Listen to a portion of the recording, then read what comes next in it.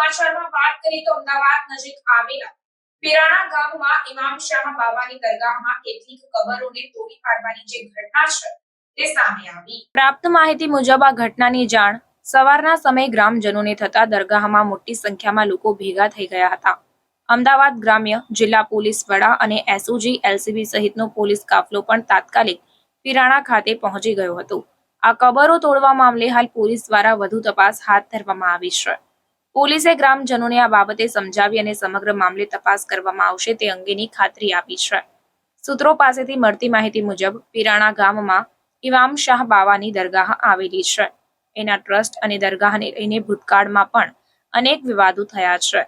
ત્યારે પીરાણાના ગ્રામજનોએ ટ્રસ્ટીઓને દરગાહમાં આવેલી કેટલીક કબરોને તોડી હોવાની જાણ થતા મોટી સંખ્યામાં મુસ્લિમ ગ્રામજનો અને લોકોનું ટોળું એકત્રિત થઈ ગયું હતું।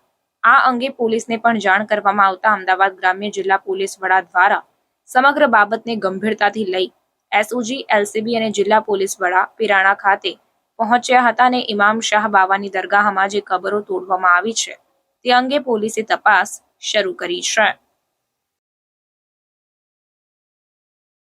अन्य खबरों के लिए चैनल को सब्सक्राइब कीजिए। खबरों का नोटिफिकेशन पाने के लिए बेल आइकॉन को जरूर दबाएं।